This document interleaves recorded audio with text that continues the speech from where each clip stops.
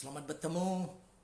Shalom kepada tuan-tuan dan puan-puan yang saya kasihi dan saudara dan saudari seiman yang dikasihi. Saya Pastor Miller Likup. 3 minggu yang lalu saya telah berkhotbah tentang dunia fisikal, yaitu yang kelihatan, dan juga dunia rohani yang tidak kelihatan. Kita tidak perlu iman untuk percaya pada yang kelihatan. Ya, yang kelihatan, yang boleh kita sentuh dan rasai. Tetapi kita perlu iman untuk percaya dan melihat kepada yang tidak kelihatan. Saya mau membaca dari Ibrani pasal 11 ayat 1 sehingga 3. Yang mengambil nota tolong tulis. Ibrani 11 pasal 11 ayat 1 sehingga 3. Iman adalah dasar dari segala sesuatu yang kita harapkan dan bukti dari segala sesuatu yang tidak kita lihat. Ayat 3. Karena iman kita mengerti. Bagaimana kita tidak melihat? Kita mengerti.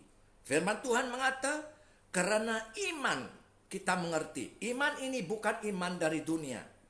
Iman ini, tuan-tuan dan puan-puan, dari Tuhan Yesus, dari surga. Karena iman kita mengerti bahwa alam semesta telah dijadikan oleh firman Allah. Sehingga apa yang kita lihat telah terjadi dari apa yang tidak dapat kita lihat. Amen.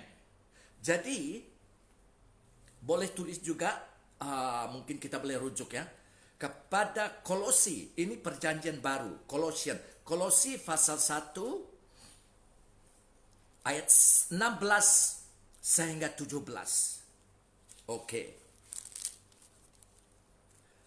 Karena di dalam dialah, siapa dia ini? Dia ini adalah Yesus Kristus.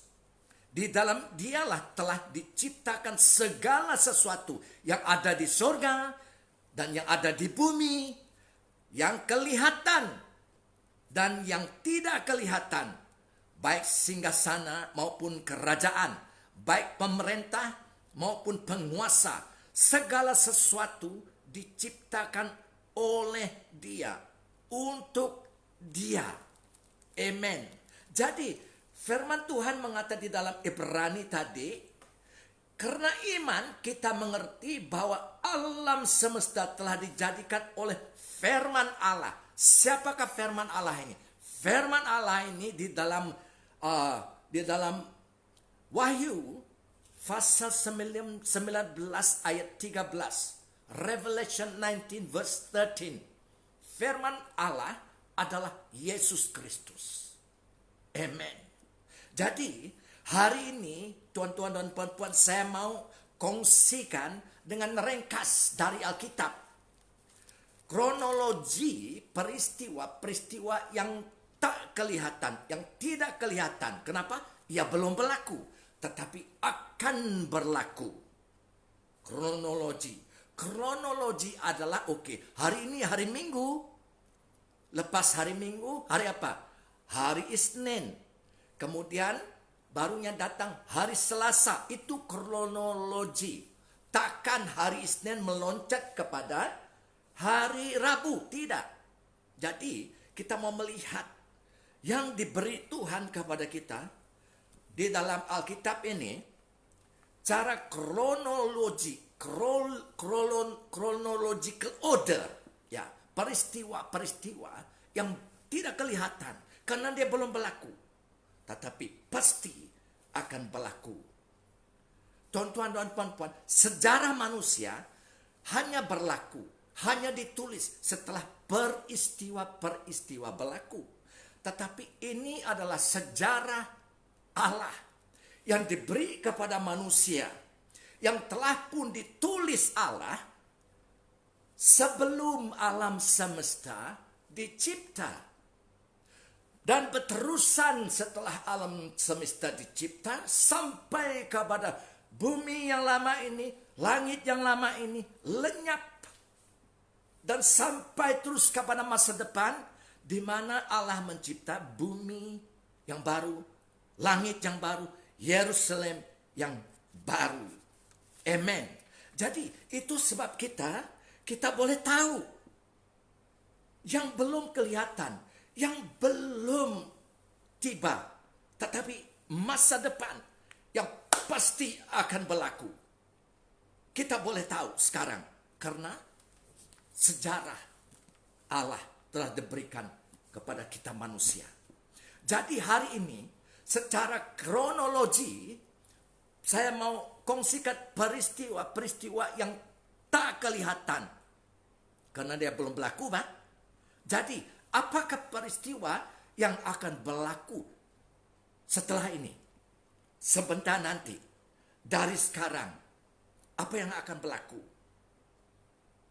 Nomor 1, oke, boleh tulis. Nomor 1, peristiwa-peristiwa yang tidak kelihatan tetapi akan berlaku bila-bila masa dari sekarang adalah pengangkatan. The rapture sudah saya khotbah di dalam YouTube, dalam Facebook, sorry.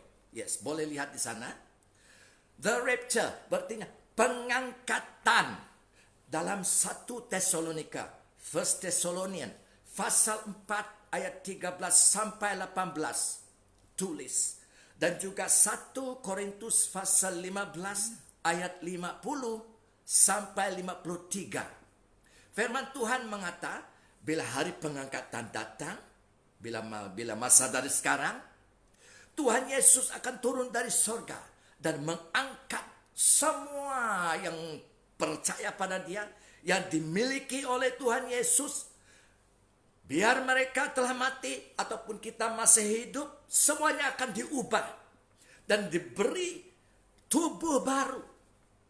Itu yang dipanggil the redemption of our bodies.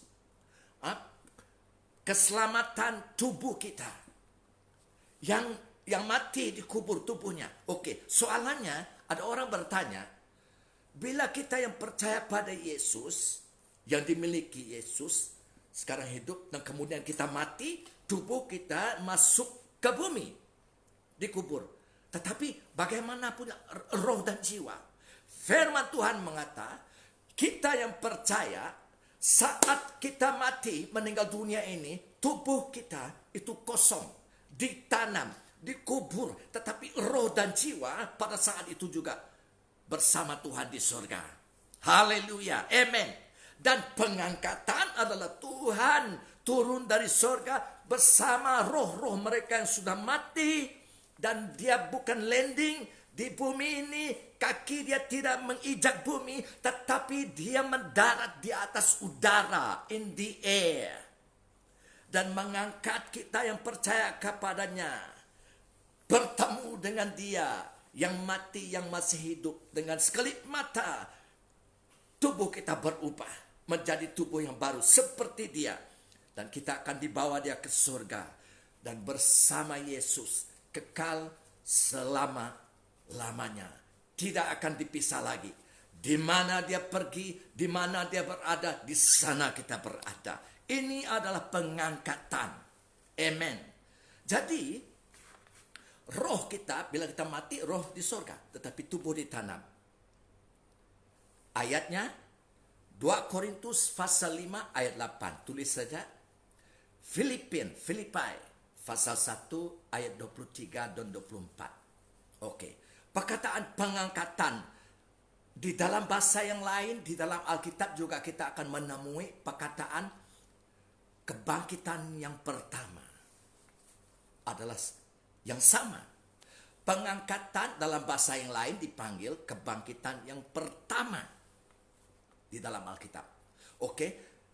Wahyu pasal 20 ayat 5 dan 6. Revelation. Buku perjanjian baru ya. Saya membaca dari ayat 6 saja. Berbahagialah dan kuduslah ia yang mendapat bagian dalam kebangkitan pertama itu. Amen. Jadi ada 4 kumpulan manusia yang termasuk di dalam kategori kebangkitan yang pertama ini, yaitu pengangkatan. Yes, kita tahu manusia yang pertama yang mati, yang tidak akan, yang hidup semula, yang mati dan bangkit dari kematian, hidup semula, hidup kekal selama-lamanya, tidak mati lagi. Namanya Yesus Kristus. Bilakah itu berlaku? Hari yang ketiga setelah dia mati dikubur, dia bangkit hidup baru dalam tubuh yang baru. Tuan-tuan dan puan-puan, Yesus Kristus 100% manusia. Dan dia juga 100% Allah. Itu sebab dia boleh menjadi juru selamat dunia. Amen. So, bilakah itu berlaku? Yesus Kristus bangkit dari kematian. Hari yang ketiga. Boleh baca di dalam 4 Injil itu. Injil Matius, Injil Markus, Lukas, dan Yohanes. Dan boleh tulis rujukan ini 1 Korintus pasal 15 ayat 20. Firman sana mengata, Yesus adalah yang sulung dari orang-orang yang telah meninggal. Jesus is the first fruit of those who fell asleep. Who have fallen asleep. Yes, buah pertama yang bangkit dari mati, tidak mati lagi. Dan itu kumpulan yang pertama. Kumpulan yang kedua yang juga termasuk di dalam kategori kebangkitan rohani, kebangkitan yang pertama ini, yaitu pengangkatan, yaitu siapa?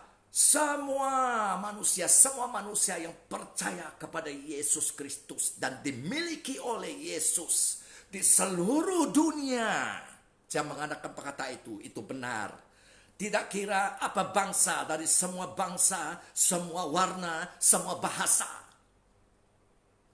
akan juga dibangkitkan dalam pengangkatan, dalam kebangkitan yang pertama ini. Bilakah ini berlaku?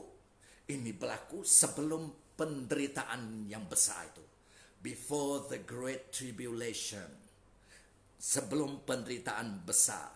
Rujukan telah saya baca tadi. 1 Tesalonika pasal 4 ayat 13 sehingga 18. 1 Korintus pasal 15 ayat 50 sehingga 53. Nah, jadi ada kumpulan yang ketiga. Tetapi zamannya beza. Harinya beza. Different times of different seasons. Okay? Dan kumpulan yang ketiga yang termasuk dalam kategori kebangkitan yang pertama ini adalah 2 saksi Tuhan di Yerusalem. Dan ini belum berlaku lagi. Ini akan berlaku. Di Yerusalem. Mereka bergabung dan bernubuat. Dan penuh dengan mukjizat-mukjizat. Tetapi firman Tuhan mengata, ini boleh dibaca di dalam Wahyu, the book of Revelation, pasal 11. Ayat 11 sehingga 12. Di mana binatang dari jurang maut itu. From the bottomless pit. The abyss. Binatang itu adalah antikristus. Akan membunuh 2 saksi ini. Dan 2 saksi ini mati. Dan mayat mereka terbiar di Yerusalem pada 3,5 hari. Dan lepas 3,5 hari itu, firman Tuhan mengatakan, nafas Allah, yaitu Roh Kudus masuk ke dalam mereka dan memberi kehidupan kepada mereka. Dan mereka bangkit dari mati. Dan kemudian kedengaran suara yang nyaring dari surga. Mengatakan kepada 2 saksi ini, naiklah kemari, come up here. Dan mereka angkat dari mati. Pengangkatan. Ya, ini juga adalah dalam kategori pengangkatan, yaitu kebangkitan pertama. Kumpulan manusia yang keempat yang akan juga dimasuk di dalam kategori kebangkitan yang pertama ini, this first resurrection, yaitu mereka-mereka yang telah mati lama sudah. Orang-orang kudus yang percaya kepada Tuhan lama sudah. Orang-orang kudus di dalam perjanjian lama. Oke, saya membaca dalam perjanjian lama, in the Old Testament. Oke, satu ayat, banyak ayat lain juga, tetapi saya membaca satu ayat daripada Yesaya pasal 26, Azaya 26 ayat 19. Umatmu, yaitu umat Tuhan, bangsa Israel ini, yang sudah mati akan hidup semula. Mayat mereka akan bangkit semula. Semua yang sudah dimasukkan ke dalam kubur akan bangun dan bernyanyi. Kenapa bernyanyi? Karena mereka hidup, ya, dan bersuka cita. Seperti embun yang berkilau-kilau menyegarkan bumi, demikian juga Tuhan akan menghidupkan mereka yang sudah lama mati. Ini nubuat Yesaya 800 tahun sebelum Yesus dilahir di bumi ini. Pasti akan berlaku. Yang belum kelihatan. Ini peristiwa-peristiwanya akan datang, ya. Oke. Dan siapa lagi dalam kumpulan dan yang keempat ini, dia masuk dalam kategori kebangkitan yang pertama. Juga orang-orang kudus yang akan mati. Karena belum mati, karena peristiwa ini belum berlaku. Mereka ini akan mati semasa penderitaan besar nanti yang memenuhi seluruh bumi. Itu belum berlaku. Tetapi mereka di dalam kategori kebangkitan pertama. Orang kudus dalam perjanjian lama dan orang kudus yang akan mati semasa penderitaan besar itu. Wahyu pasal 20 ayat 4 sehingga 6. Mungkin saya baca bagus supaya orang dengar, orang yang tidak memiliki Alkitab mendengar firman Tuhan ini. Oke. Wahyu pasal 20. The book of Revelation chapter 20. Oke. Ayat 4 sehingga 6. Ini wahyu diberi Yesus kepada Yohanes yang dibangkitkan oleh Roh Kudus ke surga di dalam roh. Ini yang dilihat. Lalu aku melihat tahta-tahta dan orang-orang yang duduk di atasnya. Kepada mereka diserahkan kuasa untuk menghakimi. Aku juga melihat jiwa-jiwa mereka yang telah dipenggal kepalanya, dipancung kepala, ya. Karena kesaksian tentang Yesus dan karena firman Allah.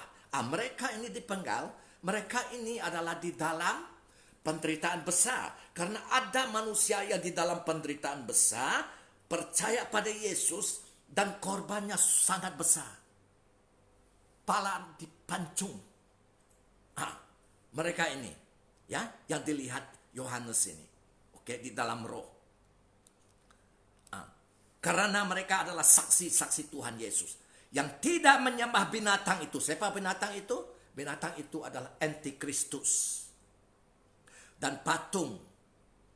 Dan yang tidak juga menerima tandanya pada dahi dan tangan mereka. Apa tanda itu? 666. Tanda antikristus itu. Dan mereka hidup kembali. Apa? Mereka hidup kembali, dibangkit. Dan memerintah sebagai raja bersama-sama dengan Kristus untuk masa 1000 tahun. Di mana? Di bumi ini. Tetapi orang-orang mati yang lain tidak bangkit sebelum berakhir masa yang 1000 tahun itu. Inilah kebangkitan pertama. Inilah kebangkitan pertama. Itu juga pengangkatan. Oke, saya terus membaca ayat 6. Berbahagialah dan kuduslah ia yang mendapat bagian dalam kebangkitan pertama itu. Kematian yang kedua tidak berkuasa atas mereka. Tetapi mereka akan menjadi imam-imam Allah dan Kristus dan memerintah sebagai raja 1000 tahun. Amen. Yes.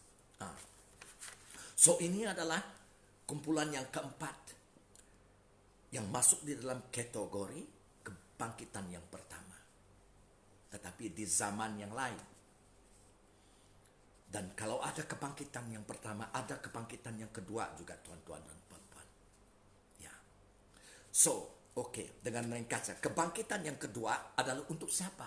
Bukan untuk orang yang percaya kepada Yesus. Ia adalah untuk orang yang menolak Yesus dan menentang dan tidak percaya pada Yesus. Langsung tidak percaya pada Yesus. Mereka akan masuk ke dalam kebangkitan yang kedua.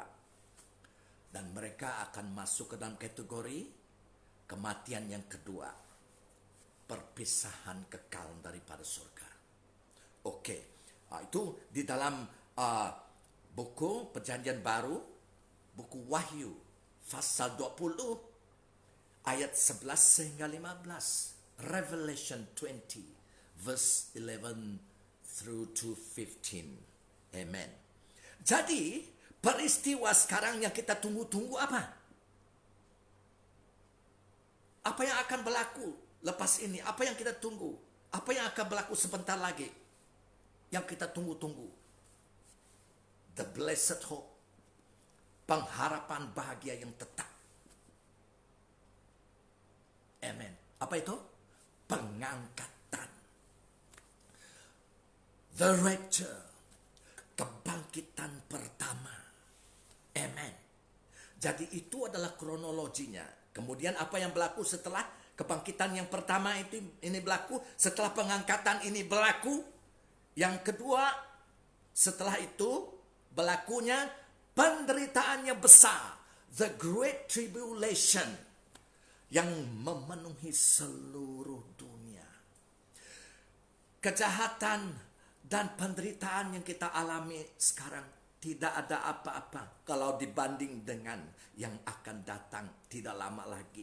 Sekarang kita sudah merasainya, the birth pangs. Penderitaan sudah datang, tetapi belum kemuncak.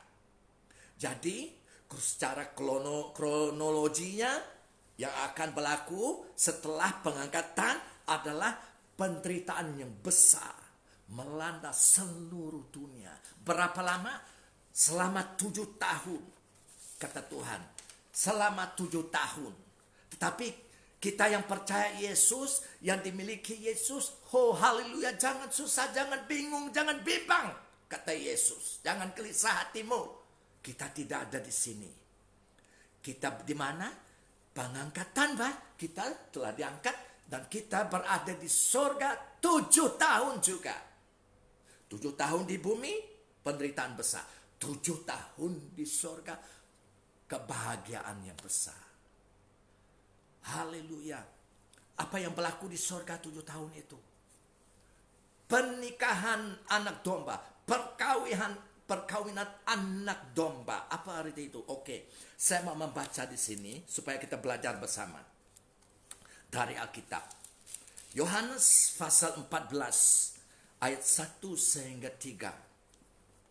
Yesus memberitahu muridnya. Siapa murid Yesus sekarang? Kamu dan saya yang percaya benar pada Yesus, yang dimiliki Yesus.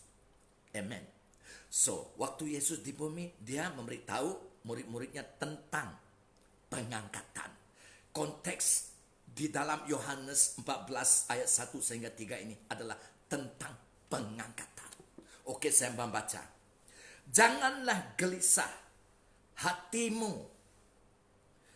Percayalah kepada Allah. Percayalah juga kepadaku, kata Yesus. Amen. Di rumah Bapakku. Di mana rumah Bapak Yesus? Di surga. Ada banyak tempat tinggal. Jika tidak demikian, tentu aku mengatakannya kepadamu. Kepada siapa? Kepada kita, muridnya. Sebab aku pergi ke situ, pergi kemana? Rumah Bapa di sorga. Sekarang Yesus di sana. Untuk menyediakan tempat bagimu. Bagi siapa? Bagi kita yang dimiliki Yesus. Dan apabila aku telah pergi ke situ dan telah menyediakan tempat bagimu, aku akan datang kembali. Dia akan turun dari surga, dari rumah Bapa.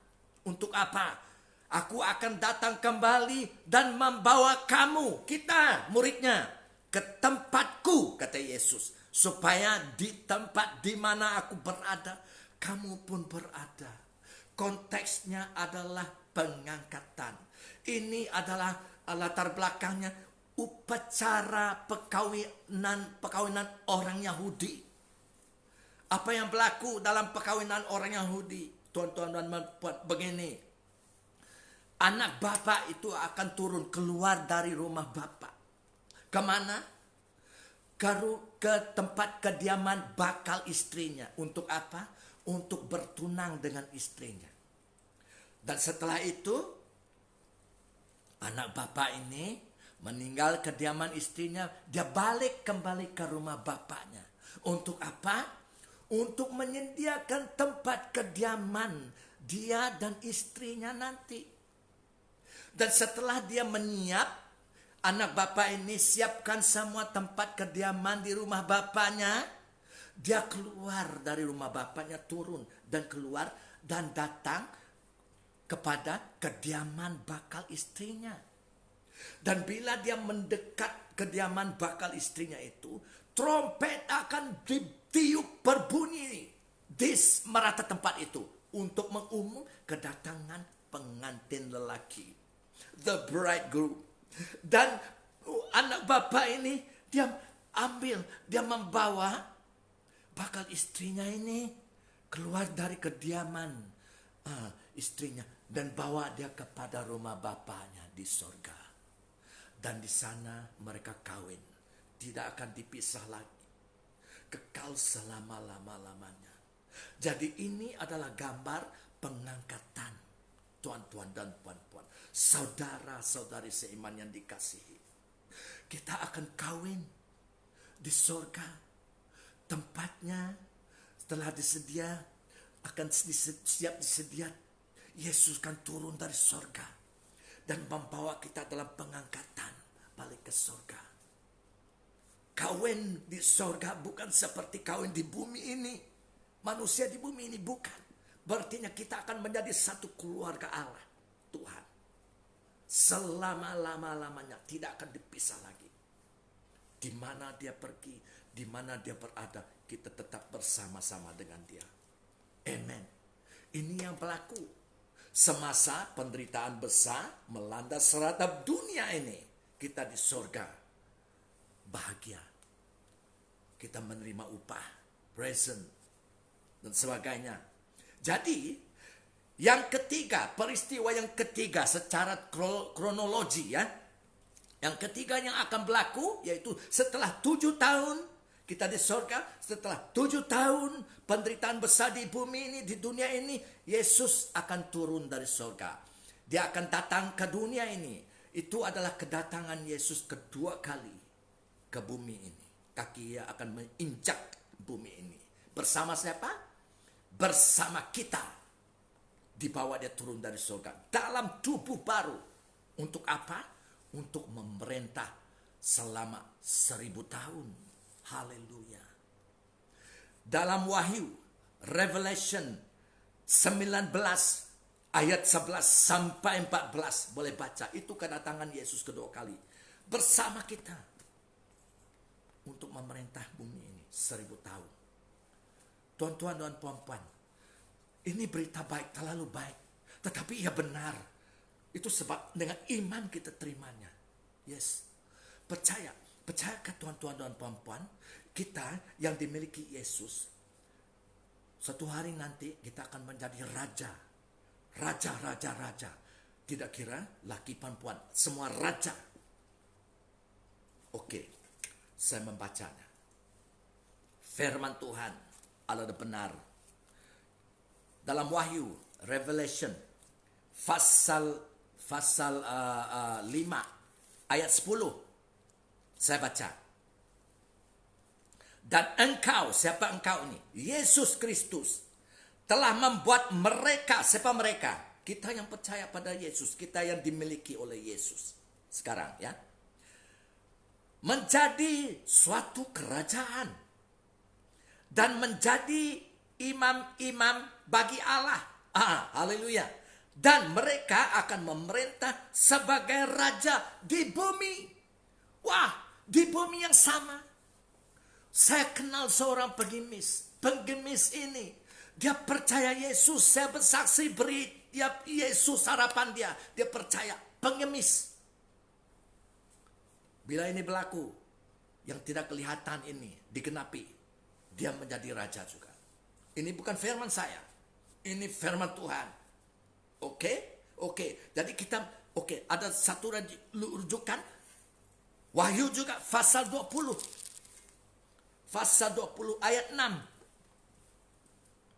Ayat 6. Berbahagia dan kuduslah ia, yaitu kita yang dimiliki Yesus, yang mendapat bagian dalam kebangkitan pertama itu. Tadi sudah saya baca ya. Kematian yang kedua tidak berkuasa atas mereka. Tidak berkuasa atas kita. Kita tidak akan mengalami kematian kedua. Itu adalah neraka.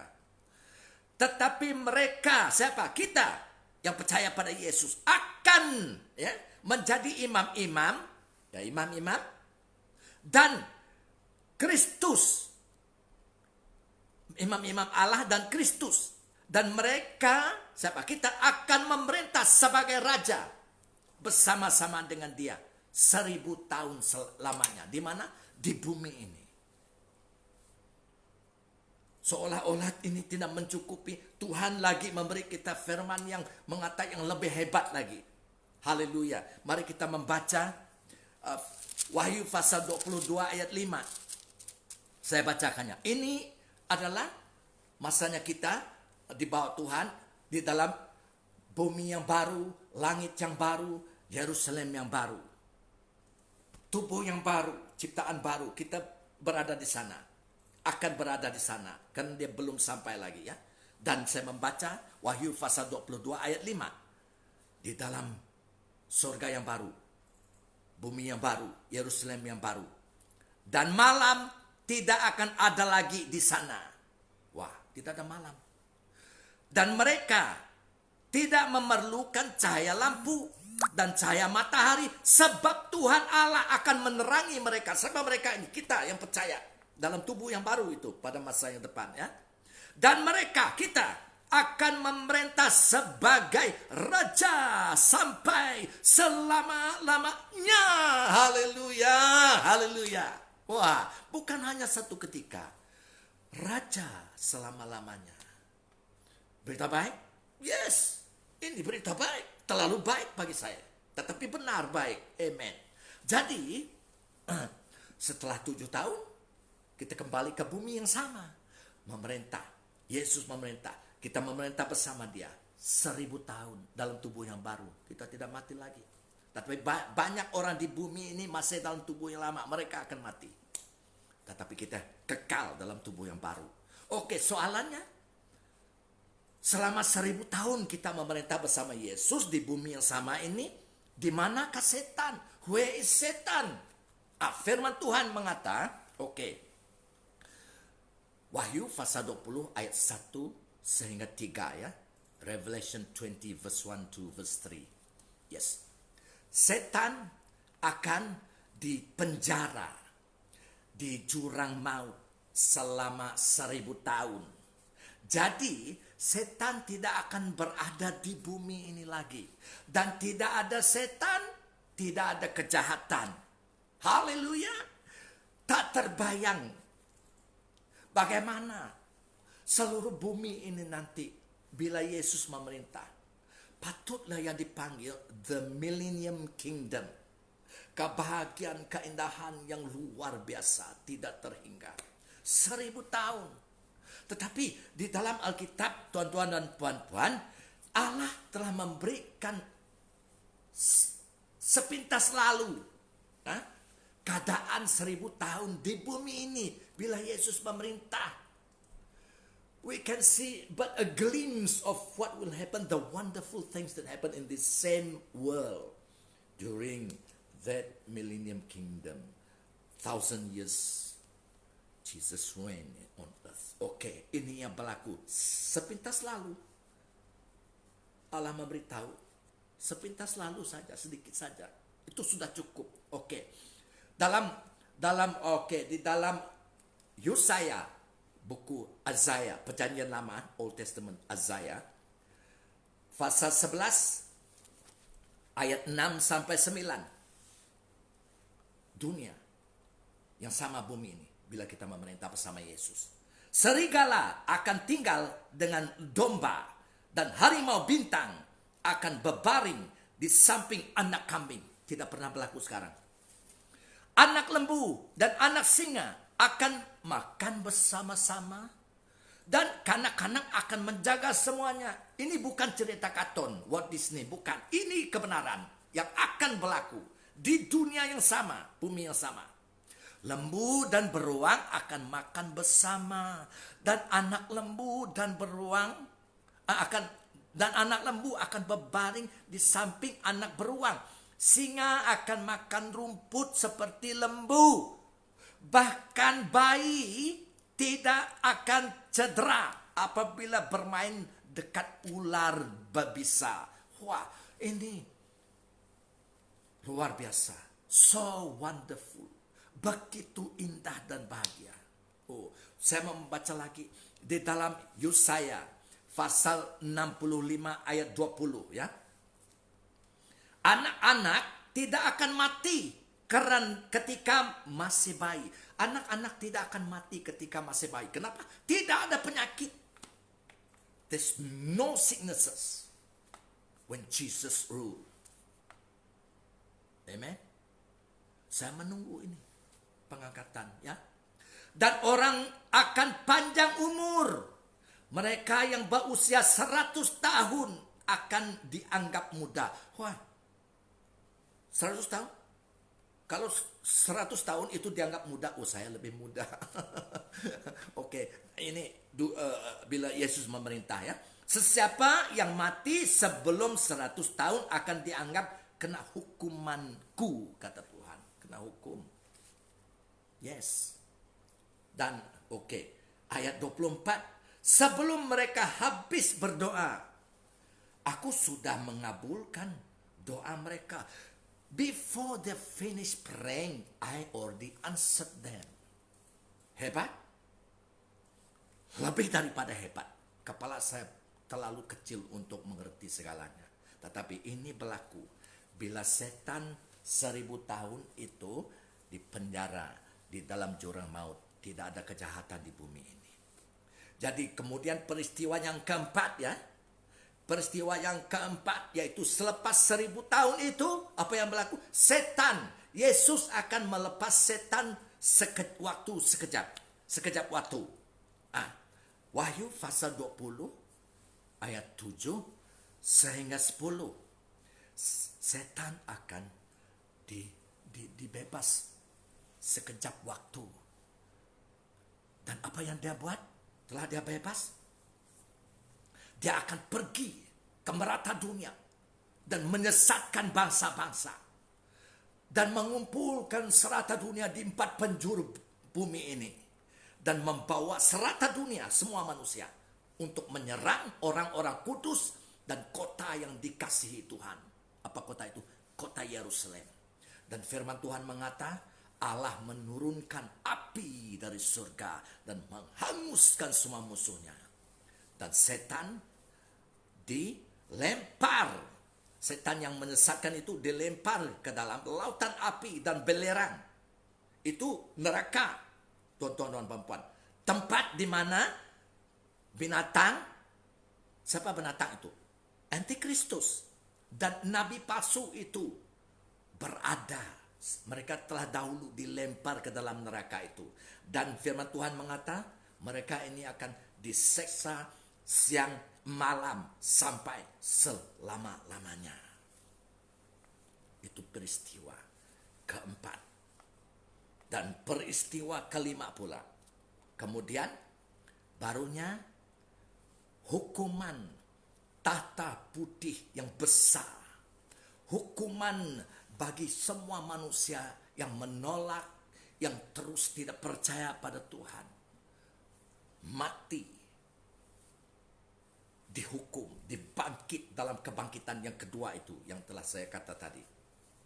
Semua manusia besar dan kecil, mereka akan dibawa berdepan tahta putih yang besar. Siapa yang menghakimi? Tuhan Yesus Kristus. Dan firman Tuhan mengatakan buku-buku dibuka. Siapa punya buku? Buku pribadi-pribadi orang-orang yang dibangkit kembali ini. Yang merekod apa? Merekod semua perbuatan mereka dari lahir sampai mereka mati. Banyak yang baik kah? Atau banyak yang jahat? Dan ada satu lagi buku dibuka. Buku itu, yang satu itu, hanya satu itu adalah buku kehidupan. Kehidupan siapa punya buku itu? Yesus Kristus. Tidak ada yang jahat di dalam buku Yesus itu. Pastikan nama saudara dan saya terus berada di dalam buku kehidupan. Semua yang percaya ditulis namanya di situ. Teruskan namanya ada di sana. Jagakan hatimu. Jadi firman Tuhan mengatakan semua nama yang tidak ditemukan di dalam buku kehidupan, yaitu buku Yesus, dilempar ke dalam lautan api dan belereng, di mana setan, antikristus dan nabi palsu itu berada, dan mereka juga akan terus diseksa siang malam sampai selama-lamanya. Tuhan datang membawa kita ke surga, tetapi manusia menolak. Kita sendiri membawa kita masuk neraka. Saya berdoa, sentuh Roh Kudus hati yang mendengar, hati mata yang mendengar firman ini. Firman ini bukan dari saya. Saya sebagai pastor, saya memberitakan Injil, berita baik dari Alkitab, dari surga. Amen. Oke, jadi apa yang berlaku lagi? Peristiwa yang ke-6 yang berlaku adalah bumi yang lama ini, langit yang lama ini akan lenyap.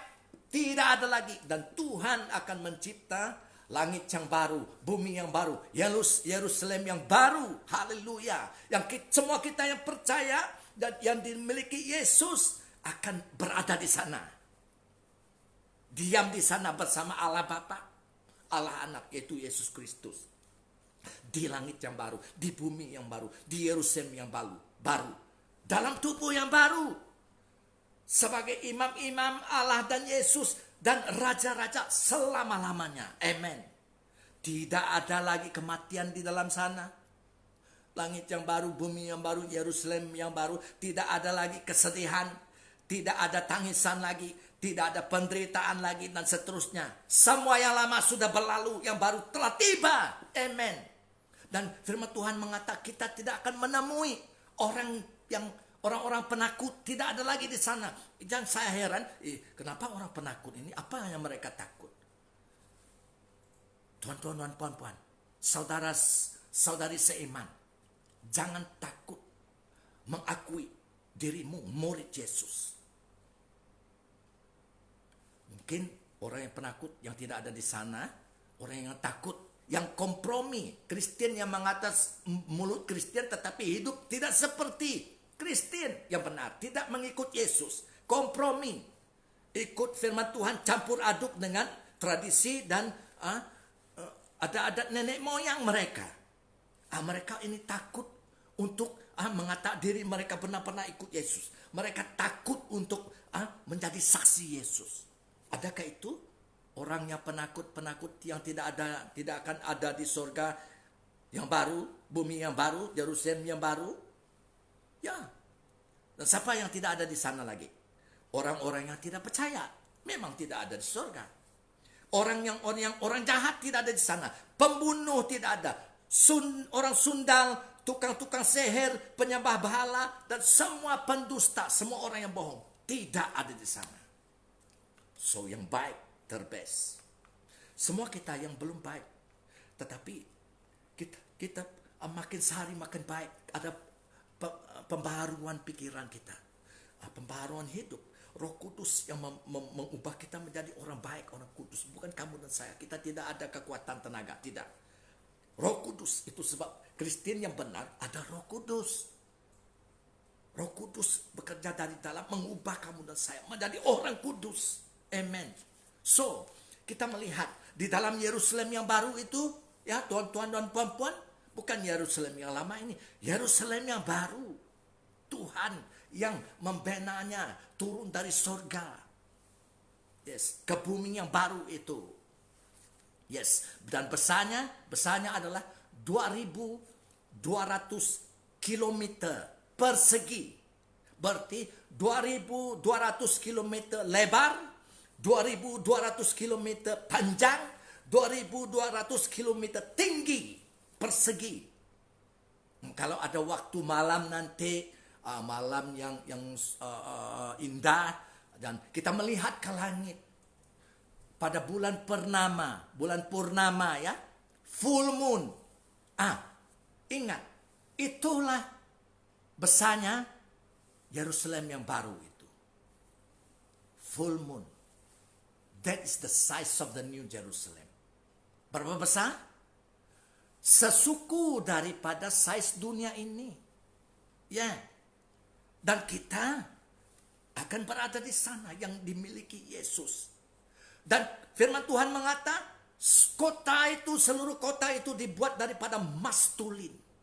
Jalan-jalan di pasar dibuat daripada emas tulin.